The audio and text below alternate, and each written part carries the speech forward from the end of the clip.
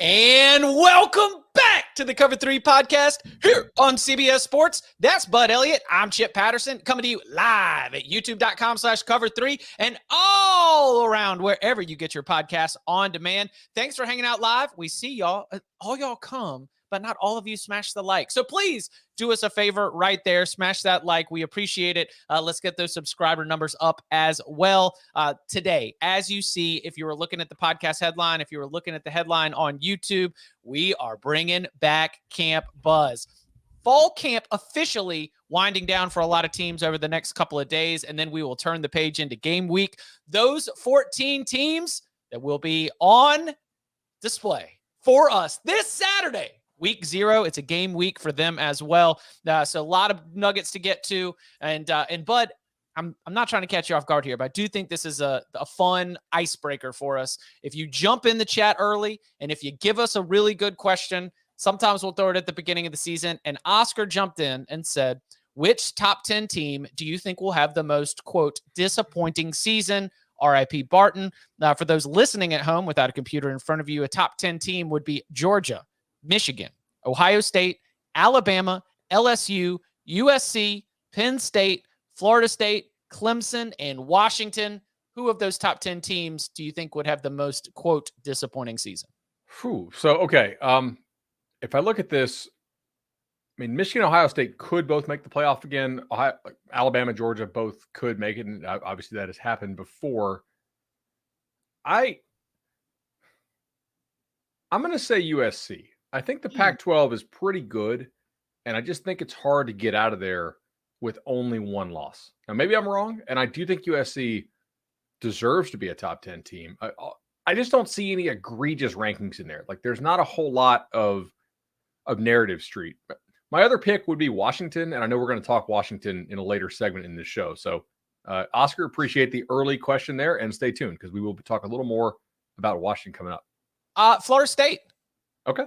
Quote, disappointing has something to do with emotions and expectations. Right. And there's built into Florida State as a top 10 team, built into Florida State as a co-favorite to win the ACC is the expectation for another jump performance that is better than what they had a year ago. I don't think it will be disappointing. I've kind of got them as a 10-2 kind of team this year, but if it's 9-3, that's going to feel really disappointing given the expectations, given the experience back and what we know about Florida State. So that's very much in range. Yep. Like, that's not a crazy thought. We'll see. They got to beat those ranked teams. 0-3 against teams that were ranked at the time a year ago. So that's definitely a big part of the equation. Oscar, thank you so much for getting in that question. Let's tackle some news and headlines from over the weekend. It was discussed a lot. We've almost been treating it like a formality, but Kirby Smart and Georgia, they have named Carson Beck the starter for the beginning of the season, which is going to start November 11th. Carson Beck as Georgia's quarterback. No big surprises here. What from the Georgia offense in general do you think we should take away from the Bulldogs moving ahead with Beck as the starter? I think they're going to potentially be more explosive in the pass game. And I'm not a Mike Bobo hater, but you can think Mike Bobo is a good OC and still have some questions as to whether he's a downgrade from Monken. And I was extremely impressed at how much scheme Georgia was able to pack in to their offense. And there is a real talent in keeping things simple in your kids' minds while making them look really complex in the minds of your opposing or your opponent, but both in terms of player and coach. And we'll see if Mike Bobo has that ability to do that with Georgia. I mean, Carson Beck was a blue chip quarterback, stayed there. As far as I know, Georgia did not heavily pursue a quarterback in the portal. I do read into that some when I'm making my ratings, right? Like if you go in the portal, like it probably tells me something about what you think about your players on campus, right?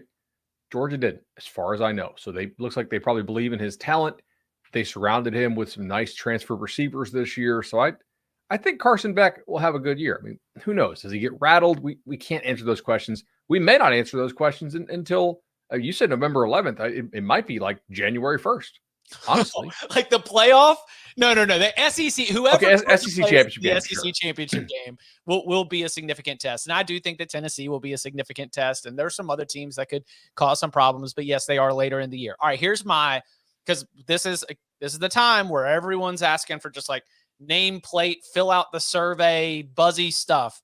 Carson Beck is my Heisman Trophy dark horse. That if you're looking for a name that is not the obvious name, if you're looking for a player who is a little bit further down the odds board, I can envision a scenario where with the wide receiver room getting a little bit of boost from the transfer portal, with maybe a little bit of a change in offensive approach, given the skill set of your quarterback in Carson Beck, we know Georgia's going to be in the middle of the national championship hunt. If you are the quarterback in the middle of that national championship hunt and you go out there and you're able to put up, some big performances, especially in the toughest games, then like Carson Beck could find himself just by virtue of winning and being productive in the downfield passing game. He could find himself in the Heisman Trophy picture. He is not my pick to win the Heisman Trophy. But again, this is that, like, whether it's a radio hit, whether it's the CBSSports.com preseason previews, like you always have to have a name to put there.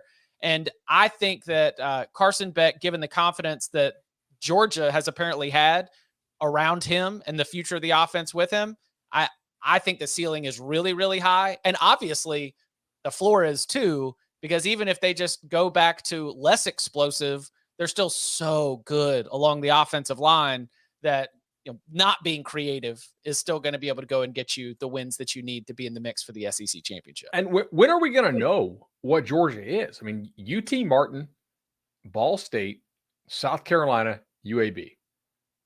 The common thread in all four of those teams, I think, is poor offensive line play. So they're not going to be able to move the football, which is like you can just play field position and be able to go win those games.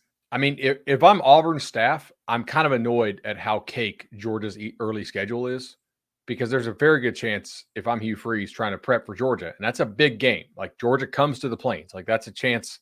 And Freeze has certainly had some success against the Nick Saban coaching tree of defenses. I don't know if it was exactly against Kirby Smart. I think Kirby was gone by that time, right? When Freeze was beating Alabama. His first year at Georgia is 15 or 16, I believe. So it's right in that window when Hugh got his back-to-back. And I'm certain like Georgia will have scouted the heck out of Auburn, and Auburn will have played 4 games. I think 2 real games for Auburn too. So Georgia will probably know exactly what Auburn wants to do. Auburn may or may not have seen what Georgia really wants to do, because Georgia has South Carolina fans miss me with it. Like if you can block Georgia, cool. Let's see it. I don't think you can do that in Athens. Georgia may just be like a total sleeper cell for 4 weeks. We love the passion of South Carolina fans.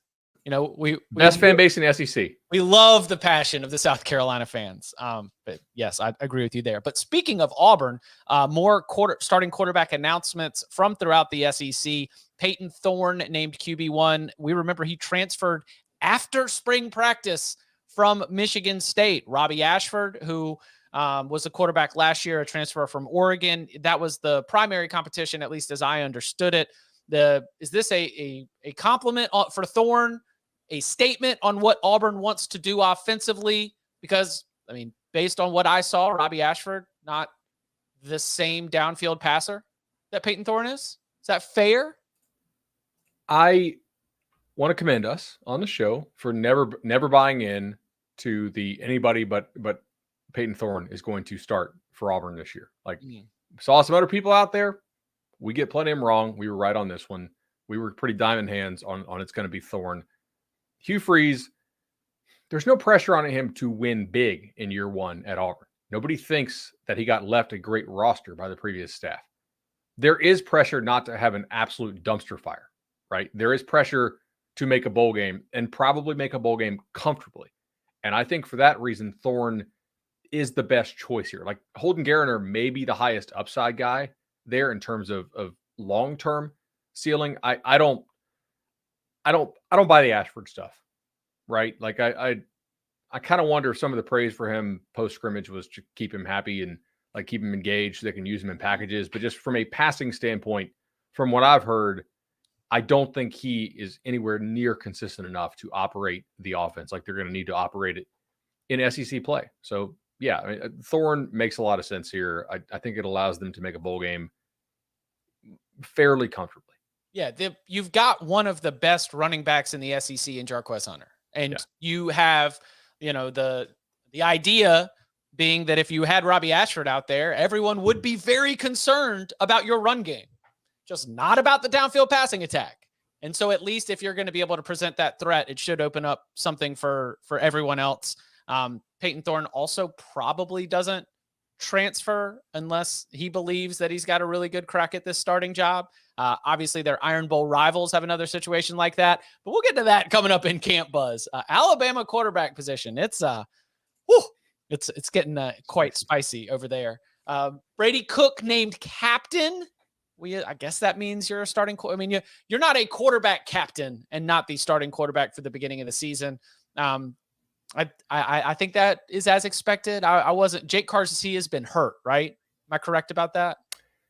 I think Garcia has been dinged, or at least I don't know exactly what the situation is there, but wasn't he hurt in spring, and so kind of was behind. I don't want to put something out there that's not accurate, if I can help it. But yeah, he definitely has had some injury stuff in the past. I did read that Sam Horn is going to get snaps too. I saw that on Twitter. Apologies as to whoever broke that story. I don't want to just jack your material here. But if you name Brady Cook the captain, it kind of implies he's the starter, right? Well, okay. So unless he loses it. Listen, the best reporters in the country are in the live chat on youtube.com/cover3. And Andrew's saying that Eli Drinkwitz indicated both Horn and Cook will play for the job in week 1. Ah, okay. Interesting.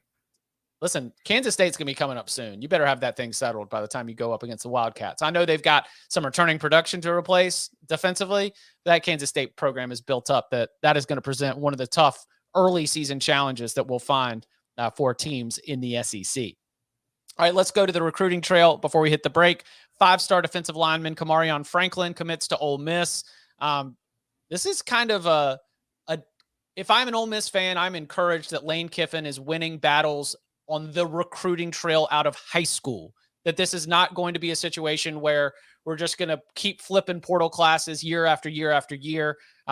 We've got 5-stars who might be playing for Ole Miss this year, right? Who are coming out of high school ready to go. What do you find in Kamarion Franklin as a defensive lineman? Is he that kind of instant impact player? Like what's sort of the recruiting book on Franklin and how Lane Kiffin was able to get this win? High upside guy, big frame, guy that can play with some physicality, does have the type of agility you want for a guy, who maybe has the chance. I mean, he's, 6'5", 265. Like maybe he can play a little more versatile in terms of alignment than a guy who, is just more of a pure inside dude. But I think he's legitimately a big time player. I know we are higher on him at 24/7 Sports so far than the industry is. Of course, no rankings are final yet. Everybody still gets to play their senior season. We still get the Alabama-Mississippi All-Star game, which is always a great showcase. And then we still get the All-American Bowl season. So anyway, we like this kid a lot. This is a big get for Ole Miss. I will say, if you're Ole Miss, you just added him. You're still 12th out of 16th in the SEC. We look at the 2024 cycle with a 16-team SEC, and congrats, Texas and Oklahoma are in there. So it's not like you're putting them sliding teams in at the bottom when it comes to the recruiting rankings. Right. Everybody who is not Georgia, Florida, Tennessee, LSU, Bama, Auburn, you're moving down. The remaining 8 will get leapt by Oklahoma and Texas. Oof. It was the same thing when we were talking about Missouri, picking up the big recruiting win. And it's like, and they're still 16th in the SEC. Brutal. Look, I do think Ole Miss is doing a decent job, and it is big to get Franklin to beat out Auburn, to beat out Miami. But they do have a lot more work to do, right? Yes, 100%. That's something definitely to keep an eye on, especially as, Lane Kiffin, during the media car wash of SEC media days and all the other sort of availabilities, gave off this vibe as though he was not loving where college football was going. And, it's becoming more like an NFL locker room. And he speaks to it from the perspective of being in NFL locker rooms and having to run a team and, just vibes guy here. I was looking at it, I was listening to it, and I was like, man, is he over this? Is he does he love where college football is going? If he's putting in that work and if he's going to be able to continue to make good gains in terms of recruiting out of high school, then I think that's good for the longevity of Lane Kiffin at Ole Miss and being able to continue to build this thing up. And look, if you're constantly relying on the portal, just because you have had good results so far in terms of culture with portal does not mean that every portal class you bring in is going to have the same results in terms of culture, right? Yep. Whereas high school kids are a little more malleable in terms of their personality. Now, some of them, look at A&M's class last year. They've already booted however many already left, and there are a couple of them already kicked off. They weren't booted. They have chosen to seek opportunities elsewhere. Exactly. Yeah. Coming up on the other side, it's time. You've been wanting to know the players that are buzzing. Camp Buzz coming up next. The man, the myth, the Messi. Catch Inter Miami take on FC Cincinnati in the U.S. Open Cup on the all-new Golazo Network.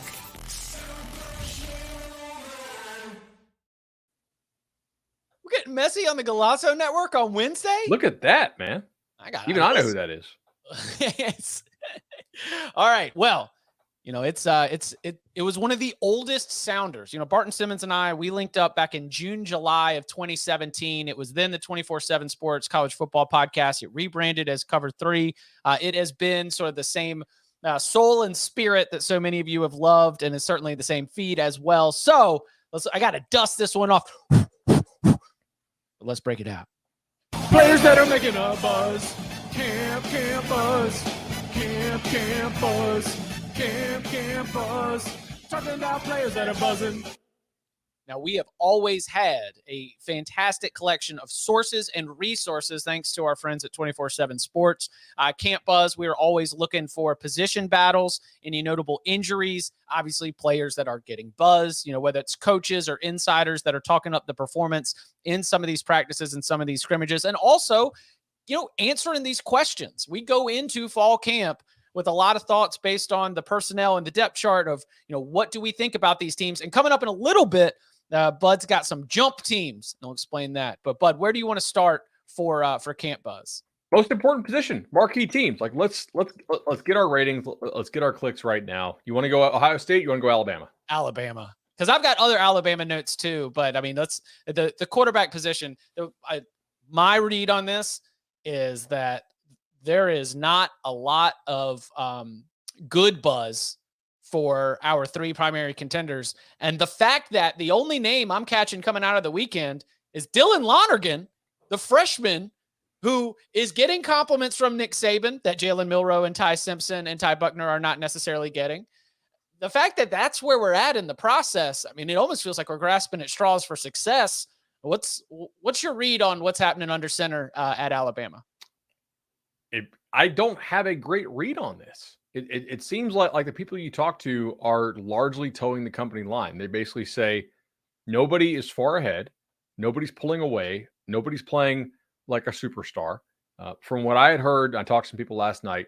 Milroe made some wow plays in the scrimmage and also some WTF plays in the scrimmage, which kind of fits what he's been. Like the last time we saw him play a full game was that A&M game, and he had some okay numbers at times, but also if you really dig into it, like half his passing yards were from throws that were actually behind the lines of scrimmage.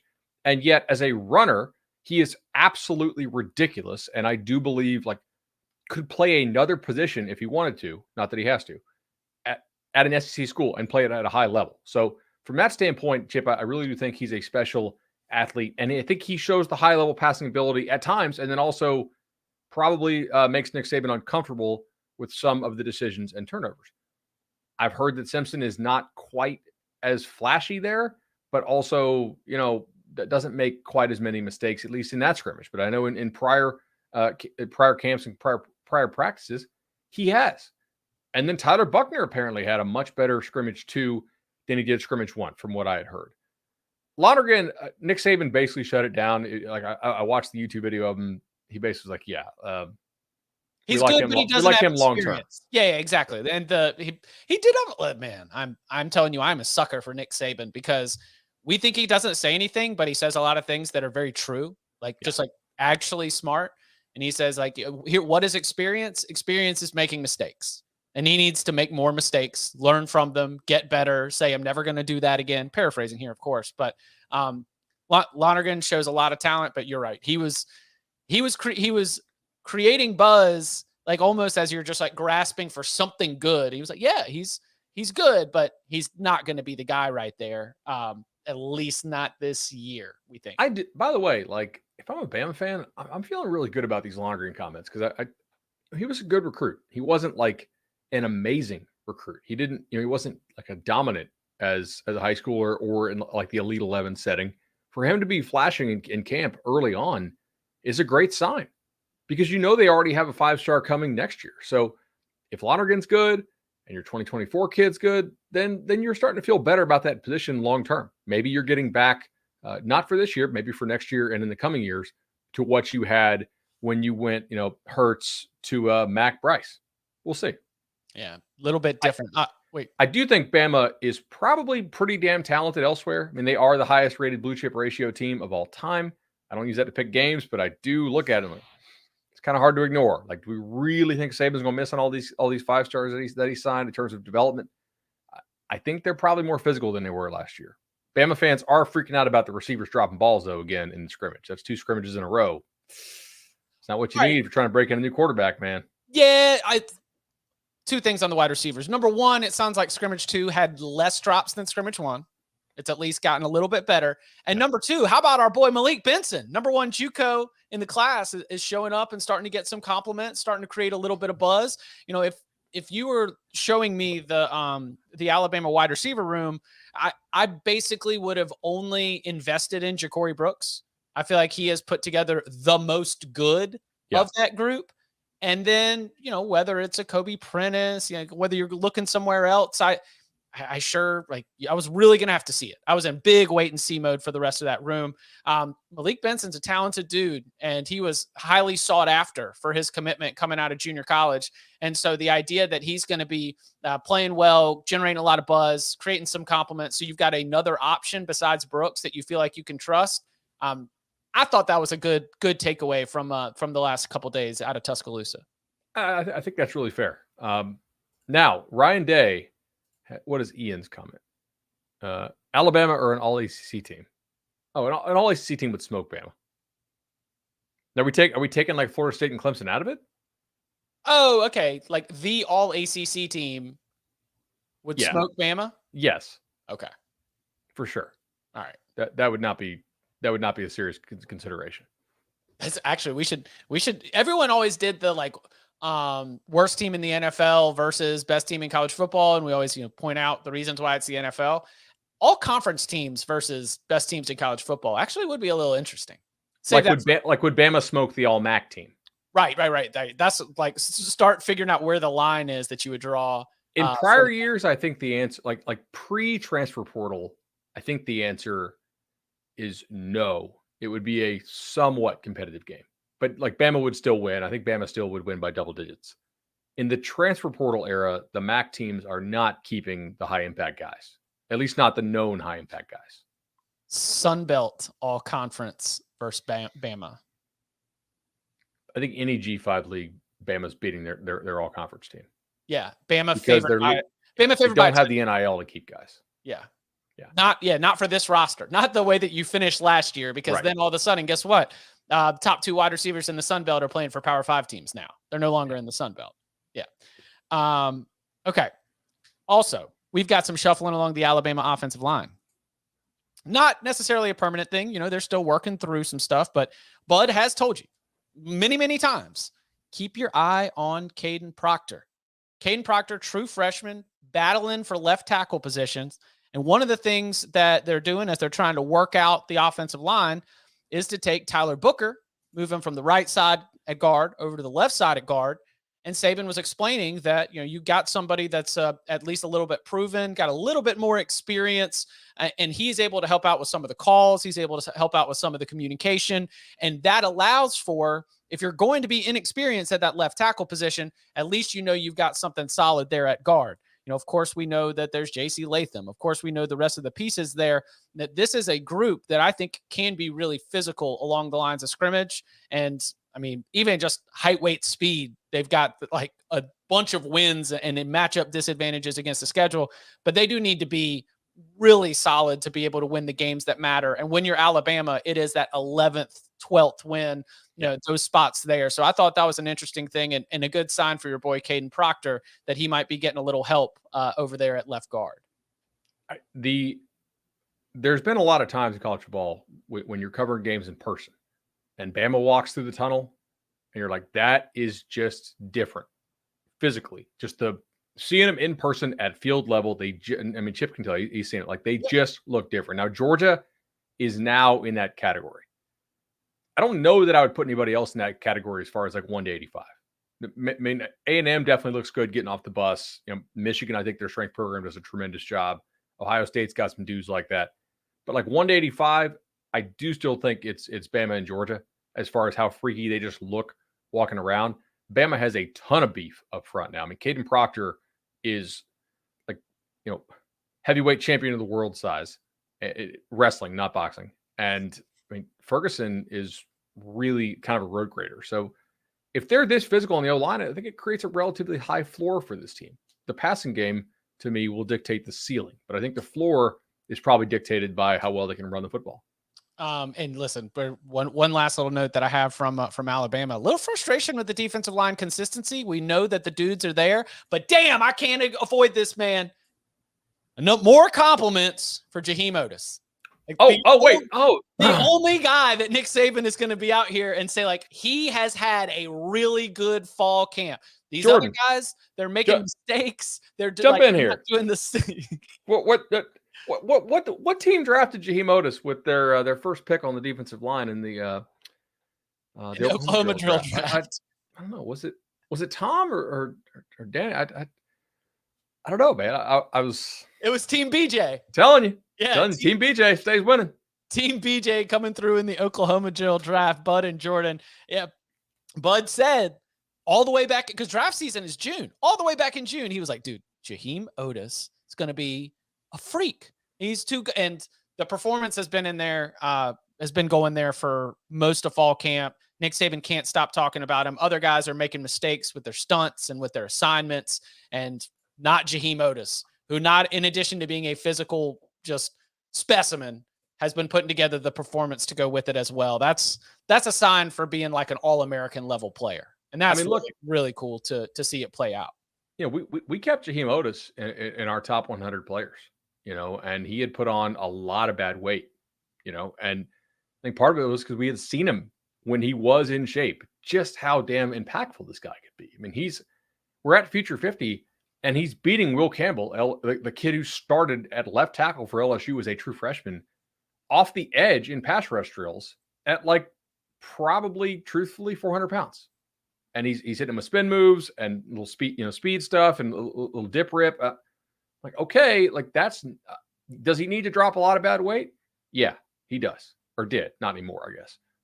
That ain't normal, though, for somebody who's 400 to do that. Like, if you did that at 320, I'd be impressed. If you do that at 400, that's extremely impressive to me. So, Jaheim Otis stand for sure. All right. Do you want to take it to Ohio State? I've got the, Did we table this for like 20 minutes? Because Ryan Day's press conference is starting right now. Yeah. Chat, let us know if he says something. All right. We want to do predictions for, will he name a starter? No. They play Indiana to open. No, but both players will play against Indiana. That is my prediction. Kind of think so too. Are you concerned about nobody really having the job right now? Do you read into it as far as McCord not pulling away, or is Brown legitimately played well enough, or has McCord kind of come back to the pack? Brown didn't have spring, remember, because he was injured. So kind of curious as to what you think on this, because I have mixed thoughts. I think it is not a good sign. I think that it is I think that Brown in the long run, Brown being a part of this and really pushing McCord is going to make McCord and Ohio State better in the long run, but I do read into this that they want more out of Kyle McCord.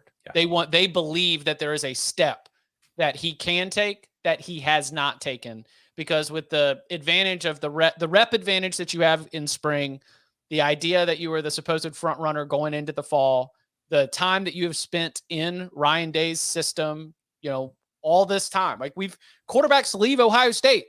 He is stuck around because, he is believed in a manner similar to Carson Beck, probably that this was going to be his time to be able to take over. And so I read into it, not necessarily as a finality, because that's the other thing, is maybe they believe that there's a step and what he's doing is good enough for them to go win 11 games. But if they believe there's another step that he needs to reach for them to win a national championship, which should be the mindset of the Ohio State coaching staff, then yeah, maybe they're trying to, work a little bit to make him improve. I don't know. That's my read. Where are you at? I'm kind of there with you. Like, McCord had a head start with having the spring, and apparently from the reports I read, obviously Bucknuts does a tremendous job, has not pulled away. I am having a harder time. Like, I don't have their scrimmage film. I'd like to. If anybody has it, budelliottcfb@gmail.com. Very, very interested in that. I'd love to know, just, is this Brown making big time leaps, or did McCord just not make the leap that he probably needed to? And maybe if Brown had been healthy for spring, we would not be entertaining this narrative now. If Brown had been healthy for spring, perhaps we would be viewing this as, all right, both these guys were about the same. They were both blue chip quarterbacks. Ryan Day has the track record, and he's going to play both of them into the season. Who do they play week 2? Is it Notre Dame, or is that week 3? No, that's later. I think it might be week 4. All right, so Ohio State opens. They get Indiana, Youngstown, Western. Right. You could legitimately play both quarterbacks in all 3 games if you wanted to. Get them both about like 150 snaps each, and not 150, about 100 each, and be fine.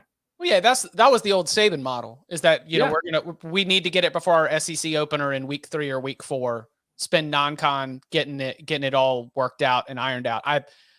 Ohio State is my pick to win the Big Ten. Again, like back to Prediction Magazine superlative season or whatever. But if a number 33 is under center at quarterback, I'm going to have to revisit that. Yeah, I think that's fair. No, that's not fair.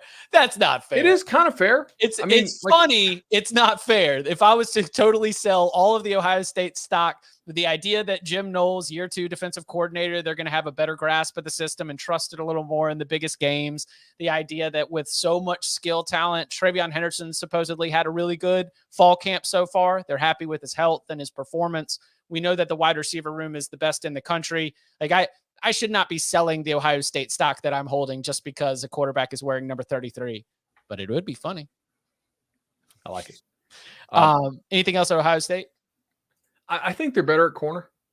Just from what I've heard, I think that they feel like they have hit on the guys they took there in the portal. I can't say the kid's last name. The first name is Davison, and the last name is like Igbinosin, I think it is. I can't pronounce the kid's name. I've tried a couple times, and I'm just going to call him Davison.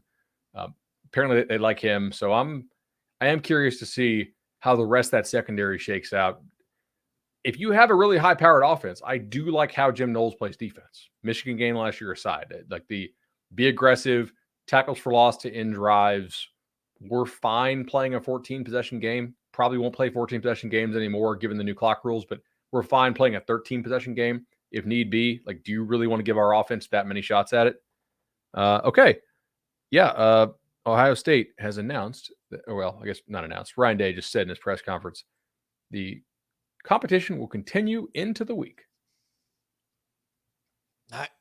There's not one that has won the job, and there's not one that has lost the job. They will continue to compete into the week.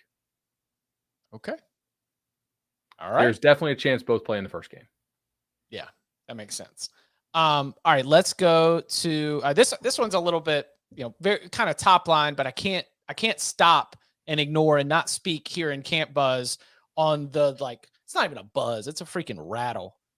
3 5-star freshmen at Texas who I all think are going to be playing significant roles in the Longhorns' pursuit of a Big 12 championship. Number 1, really like top level. We've talked about him a lot. Running back CJ Baxter. I don't necessarily think he's going to be the number one running back. We're not like penciling him in to take over for all of Bijan Robinson's snaps. I think that's, disrespectful to Jonathan Brooks, to Jadon Blue. Like they got good rotation there, but Baxter's special, man. And like the players can't stop talking about him. Some of the coaches can't stop talking about him. Everyone sees the potential for him. I think that when it comes time to later in the year, especially in those high pressure, high leverage games, you got to go to the player with the highest ceiling. And I think that's Baxter at the running back position. Also, while we do have Xavier Worthy, while we do have Jordan Whittington, while we do have Jartavion Sanders at tight end, while we do have Isaiah Neyor, a player that we're hoping is, finally back to full health. A.D. Mitchell coming in from Georgia, who's a big splash play. Oh, yeah.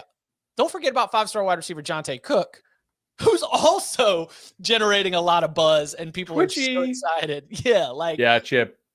What's your you got good notes on Cook, or is that like prospect stuff that you just have always known he had a potential? Just from seeing him in person, he is going to be a very tough cover for opponents. I mean, just the guy's change of direction, ability to accelerate out of his breaks is just special.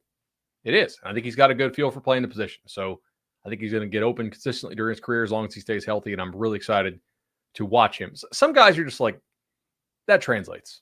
Like there's not a ton of projection that needs to be done on Jonte Cook. Like I think Jonte Cook is a really pretty high floor guy, honestly. On CJ, so Cedric Baxter, they actually played him a lot at receiver as a sophomore or junior. I think sophomore. This kid can catch football. I've seen him do it quite a bit. If you are one of these like real college fantasy nerds, and I know we definitely have some because the crossover for the diehard college ball audience is there. Long term, I mean, I don't know how many balls he's going to catch this year because they do have a lot of receivers to throw the ball to. But I mean, Sark threw the ball a lot to Najee, right? Oh, Back in the day when he was Bama's OC, CJ can definitely catch the football well. Like he could be a guy, who averages like 2 or 2.5 catches per game eventually in his college career. And that's pretty valuable if you're in a college fantasy PPR league. And now we're really off the rails with nerd stuff. But no. But like the point is because of like what he has in terms of being explosive, a pass to him might be a 40-yard touchdown. Yeah, exactly. And I think that they can throw him balls that are also beyond the line of scrimmage a little bit. Like if you motion Baxter out, you have to respect it. That offense is going to be incredible. And then the other one on the defensive side of the ball, linebacker Anthony Hill, I will admit, like not somebody who is high on my radar, but everything we're hearing from Texas is that he's getting a lot of good reviews as well. When Texas and Texas A&M missed on Perkins, Hill was the guy that they were like in next year's cycle, like, okay, one of us is going to get this guy. And Longhorns did. He's really athletic, man. Yeah. And again, like with Cook, I'm not expecting him to take the starting job from one of those top end guys, but what we are seeing is just such a good sign for that Texas offense moving forward. All right, where do you want to go? So are we doing more quarterback stuff? Are we doing injuries? What if we do injured quarterbacks that we're monitoring? Oh, yeah. Love that. Cam Rising, Utah? I mean, look, I don't know if he's going to play or not. Kyle Whittingham, back when he tore the ACL, said he'll be fine as long as he gets back 10 to 14 days before the opening game. Obviously, we are about 14 days away from the opening game. Or no, about 10 from the opening game. So this week would be the week that I guess that they kind of want him back. If he's announced out, we'll see what this line does. I'm curious. It'll overcorrect. Yeah. Yes. Yeah. Well, yeah. Let's see what this line does when a bunch of hungry market with no football and too much time on their hands ends up overreacting to some injury news that might already be baked into the line. Yeah. That's kind of my thought on it. Yeah. Also, McNamara at Iowa, I think it needs to get back to practice. They said it was muscular, which I don't know. I mean, that could what's muscular in the leg? Quad and calf, basically. Yeah. Would it be hammy? Maybe. Well, hammy's not a muscle, right? Or is it?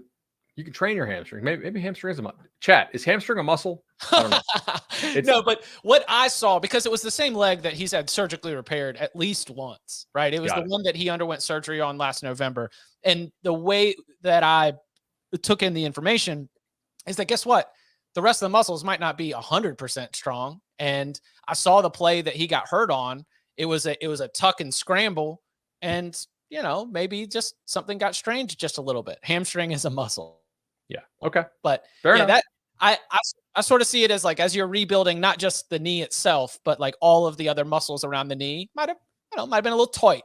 I'm a little tight, but yes, he does need to get back to practice, because it was the most cruel thing for Iowa fans, because this was an open practice, to have him come out there, throw a 30-yard completion and a 45-yard completion, and then go down with an injury. I mean, come on. That's cruel for McNamara. Can I go into the backyard? Little home cooking here. Definitely can. Early enrollee Kevin Concepcion, KC, as NC State is listing him on the roster right now. He started to get a little bit of buzz coming out of spring practice, but he has had a really, really good camp from everything I'm hearing. He's a 3-star player from Charlotte, and he is, back to the measurables and performance. He seems to me like one of these players that, he was in-state kid, choosing between NC State and UNC, like very productive, but you're not going to necessarily be popping on the recruiting scene, unless you are hitting certain heights and weights and other measurables. But there is the aspect of, if he shows up to a college football team, a power conference team, and he is separating himself from the rest of his competition, that's a performance thing that shows that he's ready to compete at the next level. Wide receiver has been a huge question mark for NC State.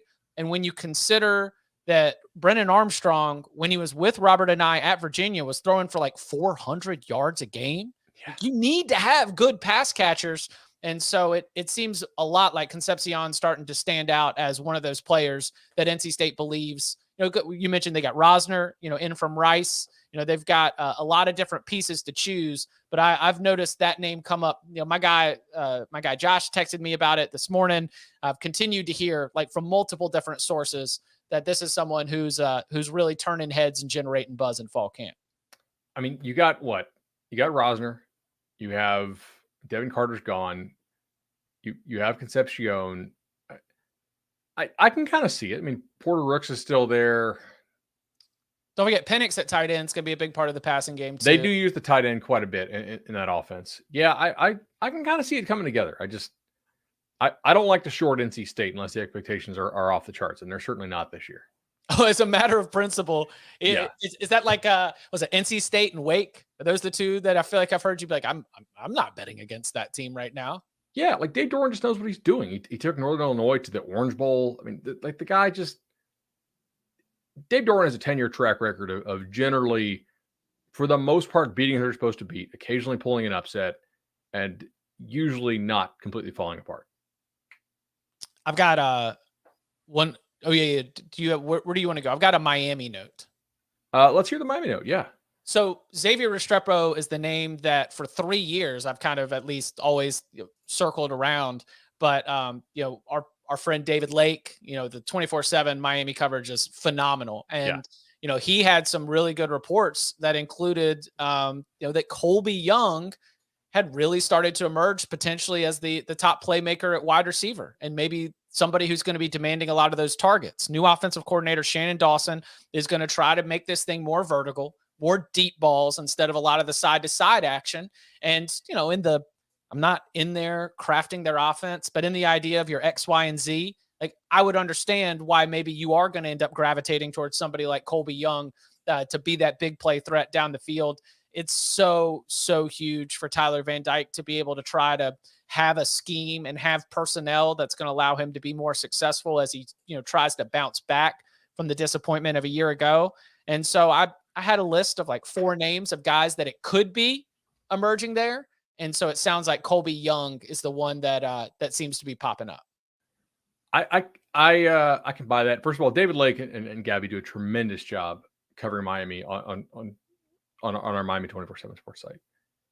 They do still think it's kind of a 7 or 8 win team from the last stuff that I've been listening to. So there are definitely some interesting holes in that team, but I think they're considerably better than they were last year. Van Dyke, like, what is he? My guess is he's probably somewhere in the middle. Like, I don't think he'll be as good as he was 2 years ago, but I also think he will not be an absolute disaster. Can we go to Notre Dame real quick? Yeah, for sure. Interesting note on Notre Dame I picked up listening to the Irish Illustrated podcast. They noted that receivers are still a bigger question entering the year than they were anticipating that they were going to be. However, they do think that some questions have been answered at defensive tackle. So that was a position that they were not expecting to be a strength.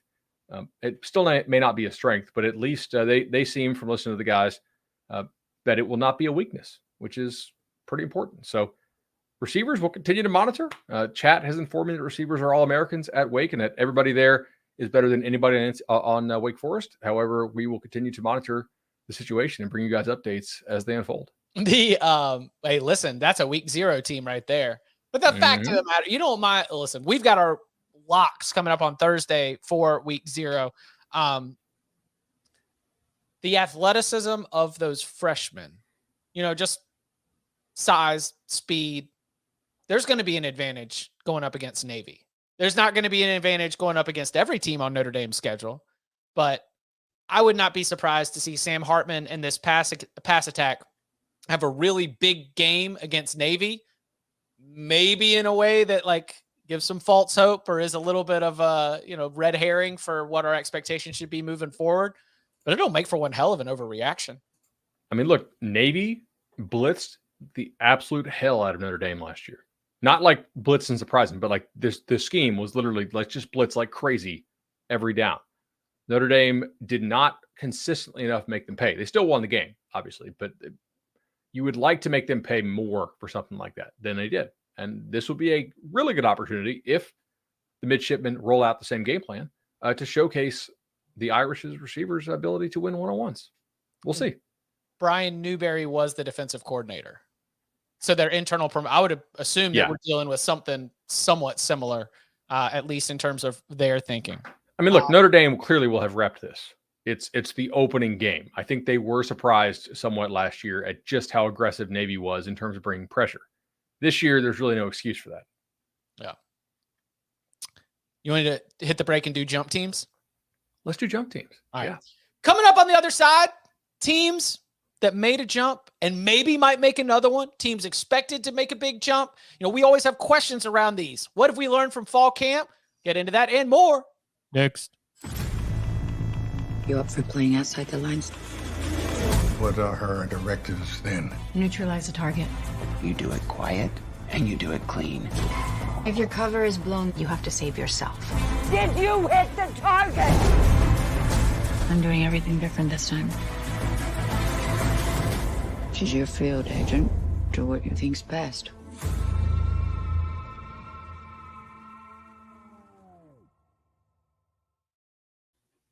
Back here on the Cover 3 podcast, some of our biggest takeaways, questions that have been answered, questions that still remain given what we've learned from fall camp. Bud has been circling these jump teams that with a few questions answered might be ready to make a jump or not. What have you been learning so far? Yeah, so I'm looking at teams that made a jump last year, and I'm seeing some of them projected to make another jump. Right. And in my mind, I'm kind of like, why? What is the impetus for yet another jump? Is it because they have a new staff? Did they get one side of the ball fixed? Did they bring in a lot of transfers? Is something else going to happen? My friend Cole Kubelik picked Washington to win the Pac-12 this year. And I think it's certainly it's a viable pick, obviously. But I looked at Washington like, man, they stayed really healthy last year on the offensive line. All three of their top receivers played at least 600 snaps. Michael Penix stayed really healthy. It's something he has not done throughout his career. And I'm not wishing injury on them, but that's an interesting thing that you need to run back, I think. So if Washington's going to take a jump, it's basically the offense gets somewhat better, even though it was already elite under Kalen DeBoer because it's the second year under DeBoer.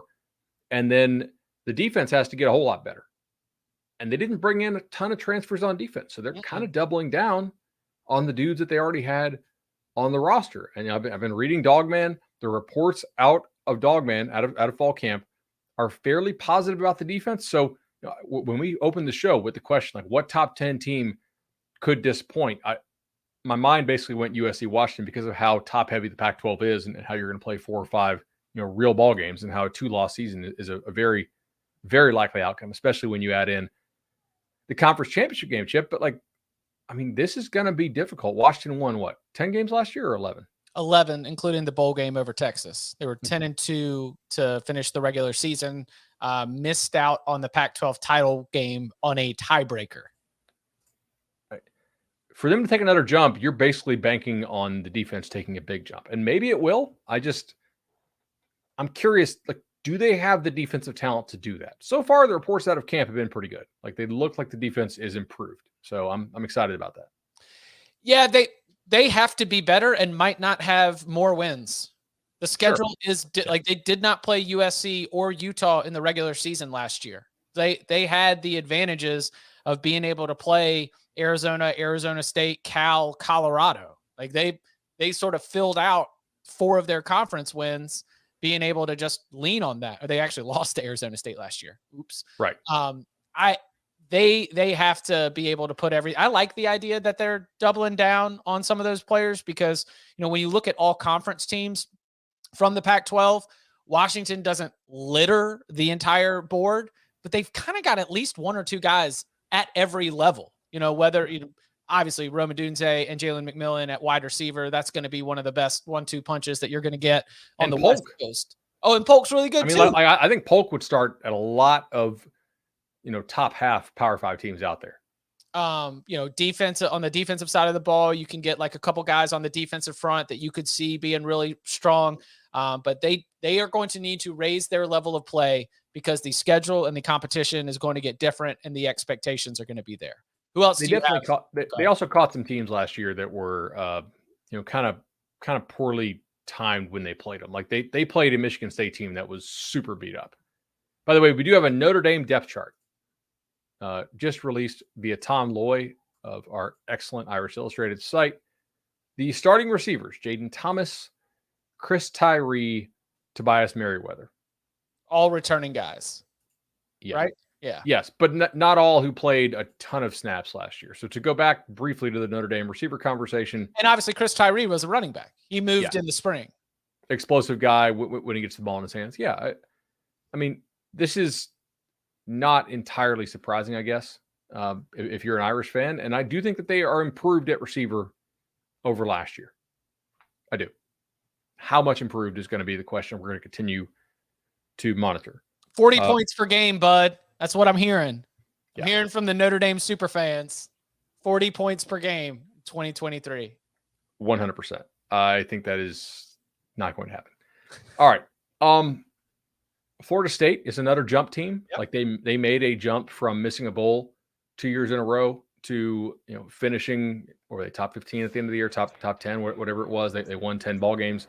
What's the impetus for the jump this year? I think it is overall better depth on the defensive line, right?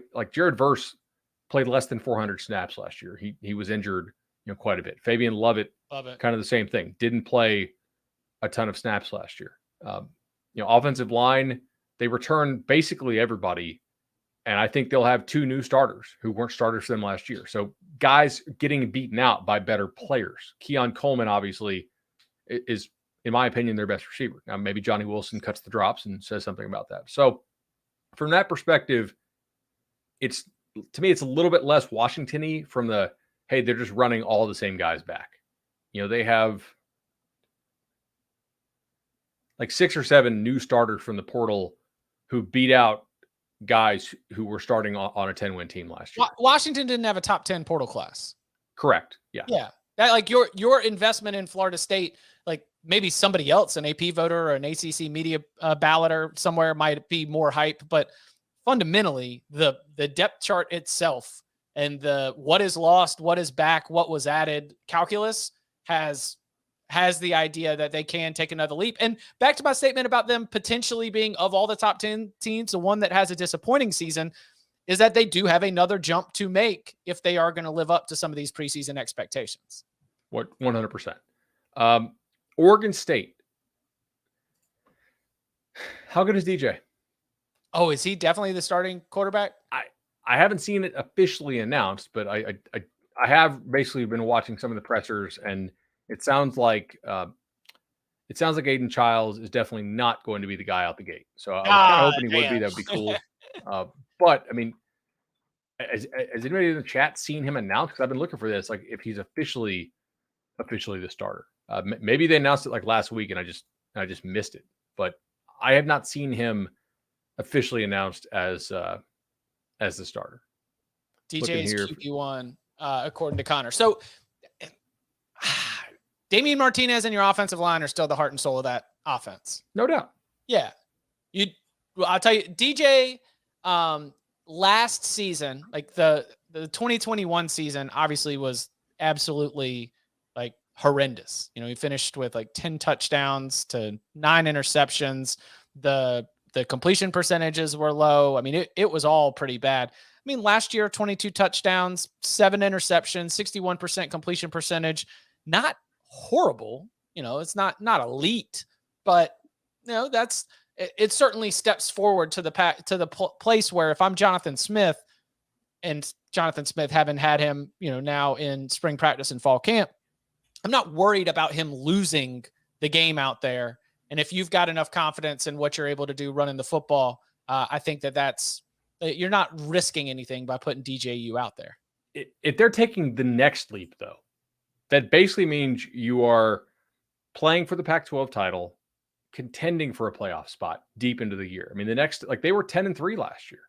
The next step, if like a lot of people are hyping this team, I would push back on that next step. I think I think there's a hard ceiling there, and some of it's not their fault. I mean, it's just it is literally the traffic that they have to get through to get to the top of the standings. There are too many other cars out there that I feel confident in. Like Oregon State and UCLA are both teams this year in the Pac-12 that if you were really excited about them, I'm not going to tell you to not be excited. It's going to be difficult for me to automatically say that they're going to be able to jump ahead of USC, Utah, Oregon, and Washington. And that's a lot to get through. And it does seem like some of those other programs have a little bit of a head start in that department. I agree with you on that. I will say their schedule from a home road standpoint is pretty friendly. It really is. At Washington State, not an easy place to play, but it's not a long trip from Oregon State. At Cal, at Arizona, at Colorado, and they finish at Oregon, which is certainly a difficult place to play. And Oregon will be looking for revenge, but I don't like the revenge angle and that kind of stuff because guess what? Everybody plays hard in the biggest game of the year. Like there's no we're going to play extra hard. No, you're at 100%. There's no letdown spot there against Oregon. But from a road game standpoint, they're not exactly playing in packed houses for a lot of their other games. Penn State. Ooh, yeah. D tackle and receiver and quarterback. Quarterback's not a question. No, it is a question if it's his year one as a starter. If they're going to level up. How many games did Penn State win last year? 10. 12?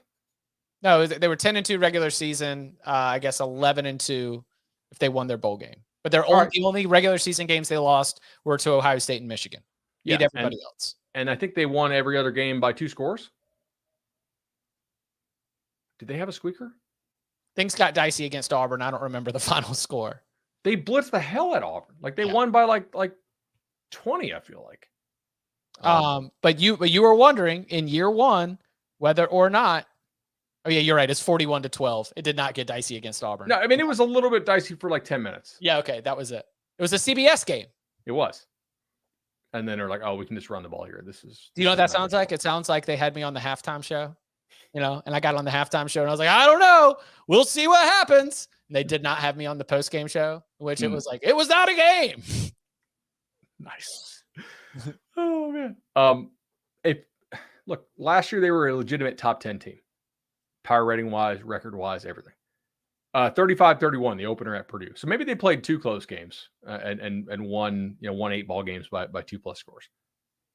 If they're going to take that next step to be like a legitimate top 4 type team, to be a true dark horse national title contender, passing game's got to get a little better, right?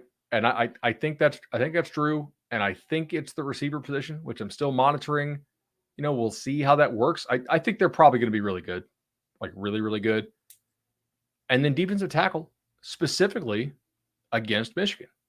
Like I thought Michigan last year kind of pushed them around inside the tackle box. And so I want to see, are they better there? Those are kind of my questions, that if they're going to take the next jump, because they were already a jump team for me, can they jump again?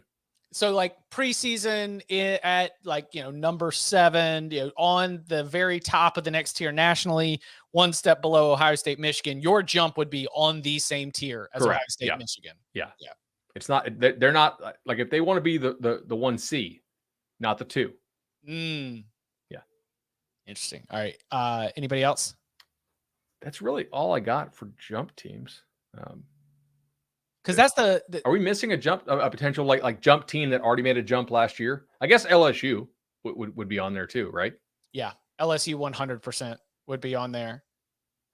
That's probably both tackles playing at an elite level for like just an elite SEC level, not an elite for a freshman level, right? It's probably Mason Smith playing at a dominant inside level, like be there Glenn Dorsey. It's probably Jay Daniels taking a step forward as a passer. They've got to be able to run the football when they need to. Yeah. That run game was fine. Like a true traditional, we're going to line it up, run the ball because we're trying to, go out there, put together a long 10-play drive and win this game. I think that they have, they've got another level there. Jaden Daniels was the team's leading rusher last season. Elite scrambler once he broke the pocket. Right. But we need to be able to line it up, run downhill, get a good push, and win football games. That would definitely be one of the things that I'm looking at in terms of LSU and trying to get something. If they were to make another jump, and another jump for LSU, by the way, is there. Like they I played, think it's very possible. They played for an SEC championship, but they still got stomped. They got stomped by SEC Tennessee. Yeah. Like they did not look good in that Arkansas game. Texas A&M. They lost to A&M. Yeah. You definitely have some room for improvement right there when it comes to LSU. And I do think their preseason ranking, number 5 in the AP Top 25 poll, is suggesting that jump is going to happen. And I've still got some questions. Not that I've got another team that has to be at 5, but I like your idea. It's like, if they are going to do that next jump and really contend, not just to backdoor into an SEC West title, but be playing for the college football playoff in late November and early December, those are some places that need to be able to get there. 100%. So this is it, man. It's game week. Wednesday. I'm so excited. Hot seat. Yeah, that's right. We did a little bit, but now that we've got win totals, we've got odds, we've poured over the schedules, we're going to be taking a look at some of the coaches with the hottest seats, some of the places on the schedule where it could get a little dicey. If Vegas is right, some coaches might be in some real trouble. That plus so much more as we look ahead to week 0. Thursday, 11 a.m. Eastern time will be our week 0 locks. And you can follow him on Twitter at BudElliott3. You can follow me at Chip_Patterson. Bud, thank you very much. Chip, enjoy. Dude, I can't believe you let me be a 2-button guy on the polo for the entire pot. I just noticed it. Do you want no buttons? No, like I think I'm a 1-button 2 open, right? On a 3-button polo. Wife was at the grocery store. Like I'm usually like, she's like, hey, that looks terrible. Don't do that. Leave it. Right. Let it go. Oh man.